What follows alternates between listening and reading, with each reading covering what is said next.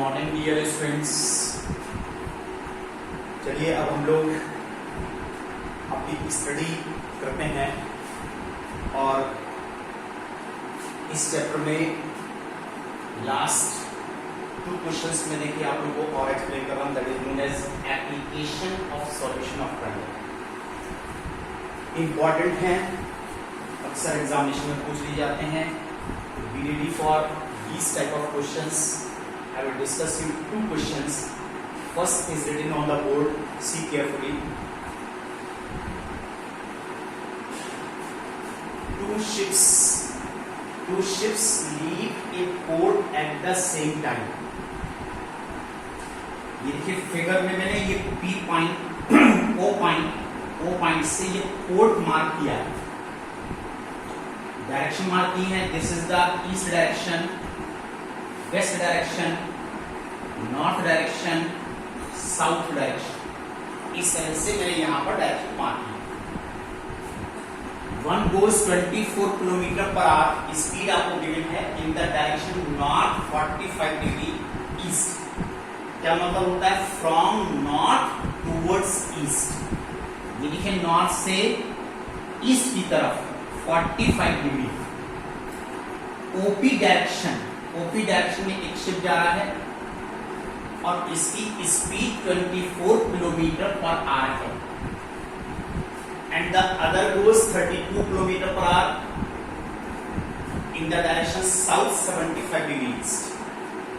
From south towards east, देखिए south से east की तरफ ये 75 डिग्री एंगल है, और एक शिप जा रहा है along OQ, the speed 32 kilometre per our.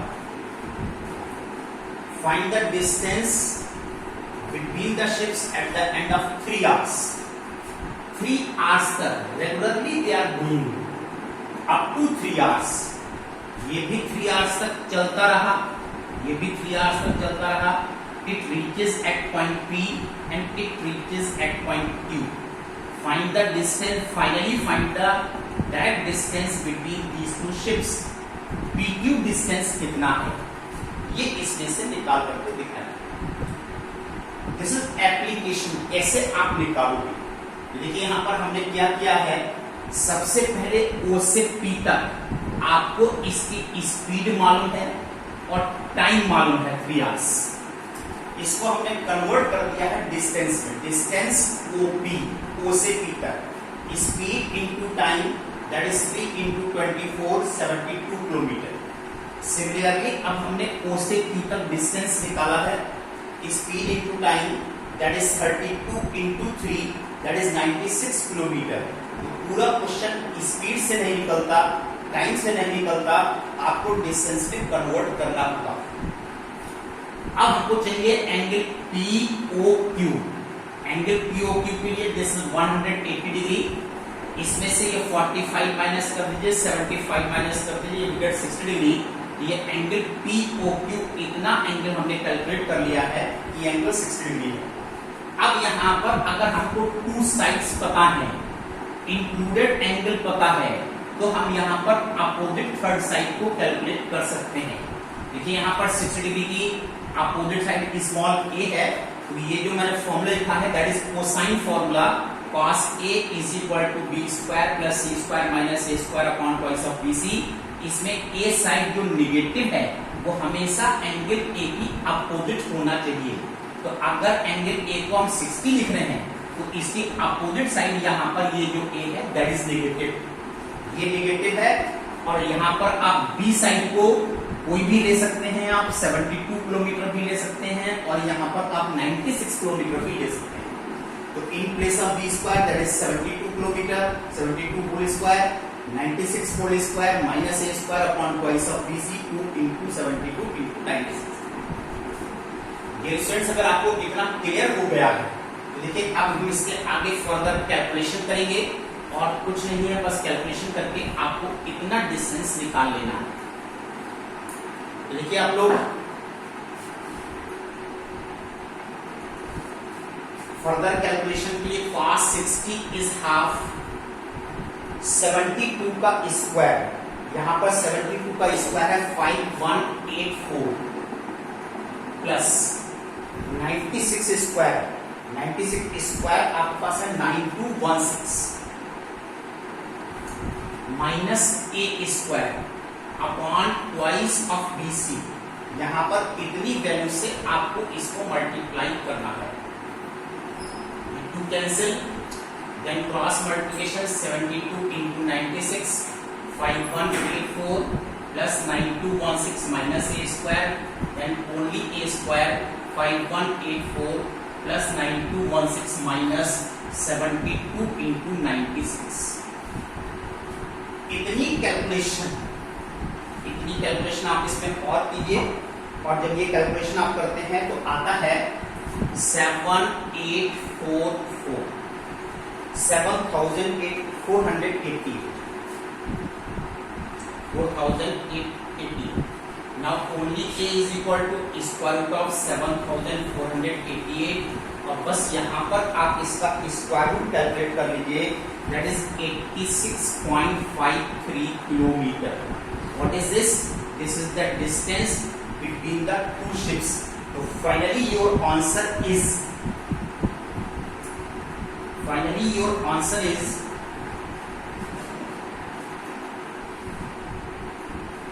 distance between two ships at the end of 3 hours is 86.53 kilometre. ये दोनों शिप्स के बीच का डायरेक्ट डिस्टेंस आपके पास आता है। तो डियर स्टूडेंट्स, देखिए एक मैंने एप्लीकेशन ये डिस्क्राइब किया है, और अभी मैं आपको यहाँ पर एक एप्लीकेशन, एक क्वेश्चन और कराने जा रहा हूँ। सी केयरफुल।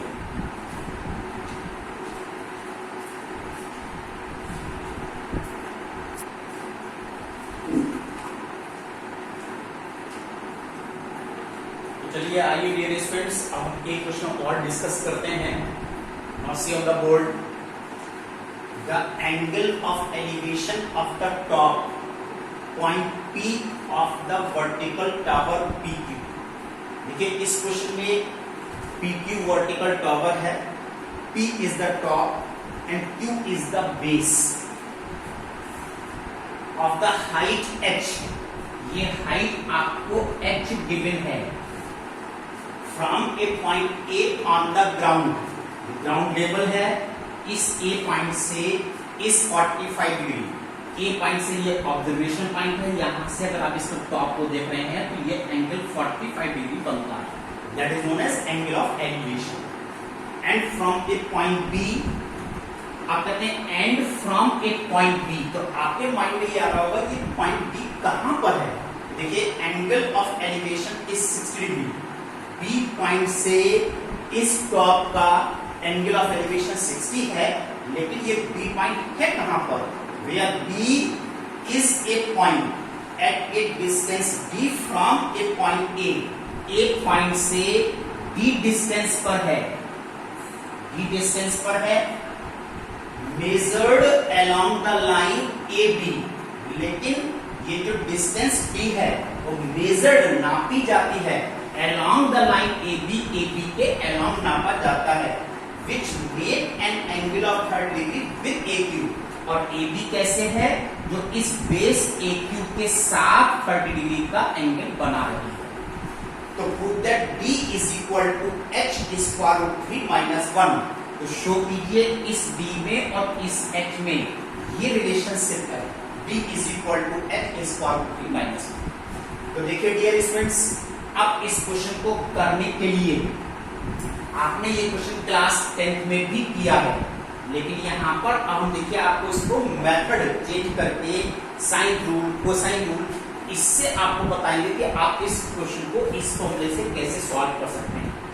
तो see dear students, in triangle APQ that is tan 45 degree perpendicular upon base which is PQ upon AP। यहाँ पर देखिए एंगल ऑफ एलिवेशन 1045 है, 1045 में लिया है, that is perpendicular PQ upon base AQ। This is 1, this this is PQ upon AQ, clearly AQ is equal to PQ is equal to H। तो इतना distance ये भी आपके पास H2 हो गया। नाउ फर्दर कैलकुलेशन, अब इसमें फर्दर कैलकुलेशन के लिए देखिए आप लोग, this angle is 45 degree, this angle is 90 degree, therefore this angle is also 45 degree, 45 degree।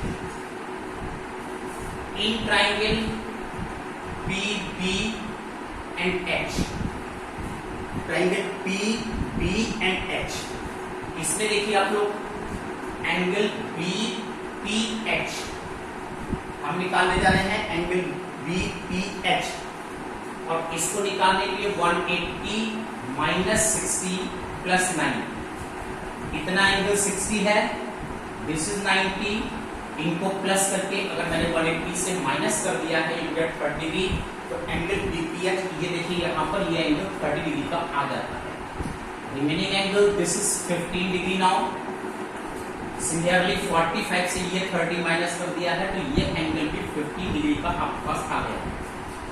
Now angle PBA, PBA in triangle APB, अब एंगल हम PBA निकालने जा रहे हैं, दिस एंगल, इतना एंगल निकालने जा रहे हैं in triangle PAB, triangle PAB में कैसे निकल रहा है, 180 minus 15 plus 15। Angle sum property से ट्रायंगल का सम 180 है, उसमें से ये हमने 15 माइनस कर दिया है और ये 15 माइनस कर दिया है, यू गेट 150 डिग्री, और ये एंगल आपके पास 150 डिग्री का आ गया है। अब देखिए हम क्या करने जा रहे हैं, in triangle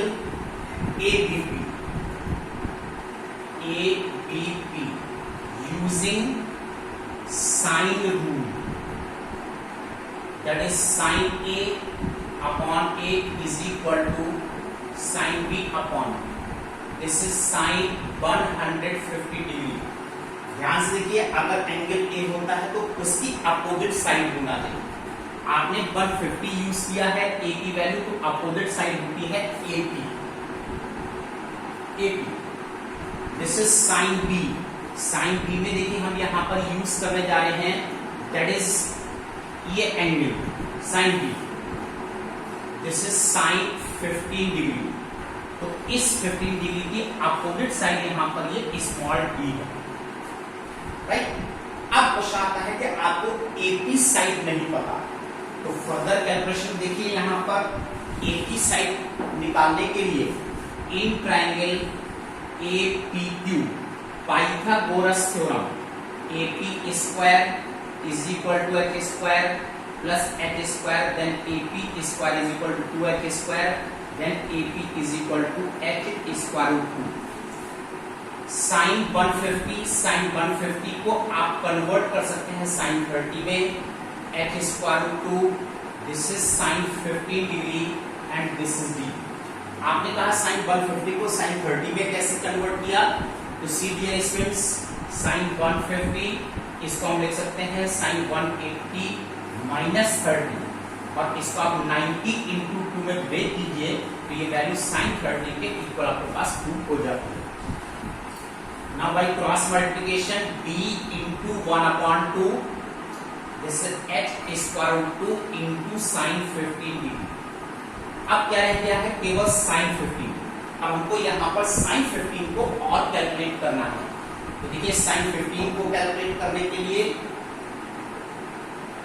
sign 45 minus 30, that is a minus, और इसको आपने ओपन कर दिया, sine 45 cos 30 minus cos 45 and sine 30, और इनकी वैल्यू यूज करिए 1/2 cos 30 रूट 3/2 माइनस 1/2 इंटू 1/2, कितनी वैल्यू आ गई, b/2 is equal to h root 2 and this is root 3 minus 1/2, यहाँ से रूट 2 कैंसिल है, ये 2 कैंसिल है, that is g is equal to h square root 3 minus 1 hence 2। और देखिए जो आपको शो करना था ये आपके पास यहाँ पर प्रूफ हो जाएगा। तो डियर स्टूडेंट्स, इन एप्लीकेशन मैंने आपको 2 क्वेश्चन डिस्क्राइब किए हैं. Keep revising these 2 questions. Note down your homework, that is exercise 5B and question number 1 and 2. That's all today. Thank you.